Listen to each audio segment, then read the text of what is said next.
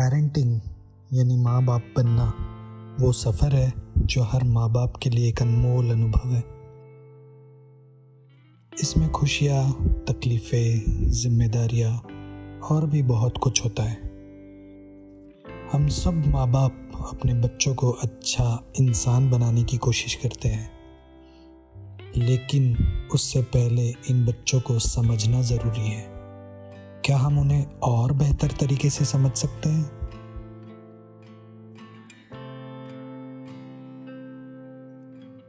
क्या आपने कभी न्यूमरोलॉजी के बारे में सुना है? ये एक तरह का ऐसा शास्त्र है जो अंकों को समझने में मदद करता है। अंकों की मदद से हम अपने बच्चों की नेचर, उनकी फितरत, उनकी क्षमताएं, उनकी कमजोरी और उनके विचार समझ सकते हैं। आइए साथ में सीखें कि बेहतर पेरेंटिंग के सफ़र में और बेहतर कैसे हो सकते हैं। नमस्ते दोस्तों, आज आप सभी का फिर एक बार स्वागत है न्यूमरोलॉजी के हमारे नेक्स्ट वीडियो में। हम पिछले कुछ वीडियो से पेरेंटिंग पे बात कर रहे हैं कि न्यूमरोलॉजी का यूज़ हमारे डे टू डे लाइफ में एज अ पेरेंटिंग करते हुए, मतलब एज अ पेरेंट्स हम कैसे यूज़ कर सकते हैं, क्योंकि पेरेंटिंग एक चैलेंजिंग टास्क हो गया है आज की जनरेशन में, जो फास्ट फूड वाली जनरेशन है, प्लस आपको पता है कि स्क्रीन वाली जनरेशन है, मोबाइल और लैपटॉप और इन्हीं चीज़ों पे सब कुछ चल रहा है। सो इसमें हमें ये तो चीज़ें अवॉइड करनी ही करनी है बचपन से ही। और पेरेंटिंग के टिप्स तो आप बहुत सारी वेबसाइट से और बहुत सारे गूगल से और इन सारी चीज़ों से पढ़ते ही होंगे, लेकिन आज मैं एक नया पर्सपेक्टिव आपको देना चाहता हूँ, जो कि है न्यूमरोलॉजी का। कि हम न्यूमरोलॉजी का यूज़ कैसे कर सकते हैं आपके बच्चों को बेहतर रूप से समझने के लिए। सो अगर आपके बच्चे का मूलांक 7 है, अभी तक हम 1 से लेकर 6 तक बात कर चुके हैं, आज हम बात करेंगे मूलांक 7 को लेके। सो अगर आपके बच्चा, चाहे वो लड़का है चाहे वो लड़की है, अगर मूलांक 7 से रूल करते हैं, मूलांक 7 है मतलब उनकी जन्म दिनांक 7, 16 या 25 है किसी भी महीने की, तो उनका मूलांक 7 हुआ। तो मूलांक 7 वाले वीडियो में आपने ऑलरेडी देखा है कि ये थोड़े से कभी कभार इंट्रोवर्ट हो सकते हैं, कभी कभार इनको अर्ली लाइफ में हेल्थ इश्यूज आ सकते हैं, बिल्कुल चाइल्डहुड में, अर्ली चाइल्डहुड में।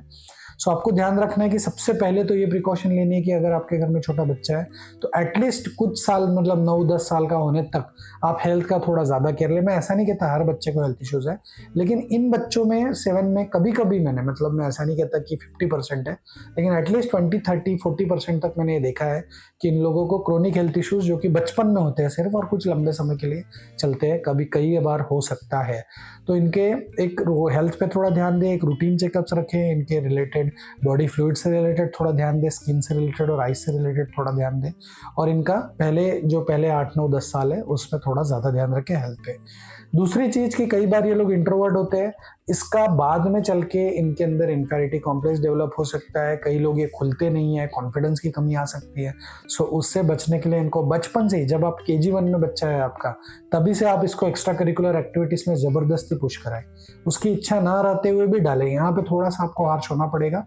और इस मूलांक वाले बच्चों के लिए मैं ये सजेस्ट करूँगा कि यहाँ पे आपको थोड़ा सा पुश करना है बच्चे को कि वो उसको स्पोर्ट्स में डाले, उसको एक्स्ट्रा करिकुलर एक्टिविटीज में, ताकि वो सोशल हो, ताकि वो एक्सट्रोवर्ट बने। क्योंकि बाद में चल के इसका नुकसान, मैं ये नहीं कहता इंट्रोवर्ट होना गलत है, लेकिन आज की लाइफ में, आज की दुनिया में अगर आप इंट्रोवर्ट हो रहे हो और आपको स्टेज डेयरिंग में कमी है, या आपको आगे आने में आपने बहुत अच्छा कुछ रिसर्च बनाया लेकिन आप प्रेजेंट कोई और कर रहा है, तो सारा फुटेज और सारा पब्लिसिटी वो लेके चले जा सकता है, तो इसमें आपके बच्चे पिछड़ सकते हैं। तो ऐसी चीज़ों की वजह से उनका नुकसान हो सकता है।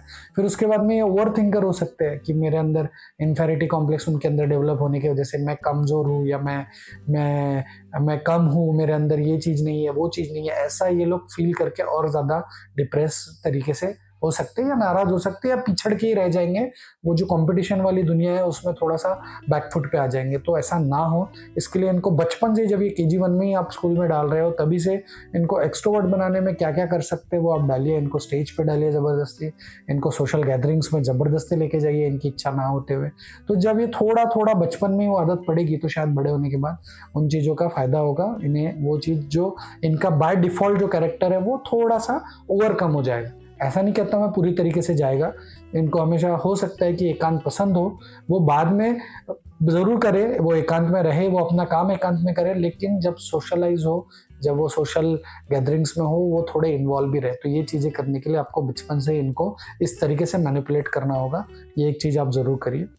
दूसरा, कभी कभार ये लोग ज़्यादा स्पिरिचुअल हो सकते हैं, तो कई बार हमारे अंदर होता है कि हम हमारे बच्चों को बचपन से ही माइथोलॉजिकल चीज़ें और स्पिरिचुअल नॉलेज देना शुरू करते हैं।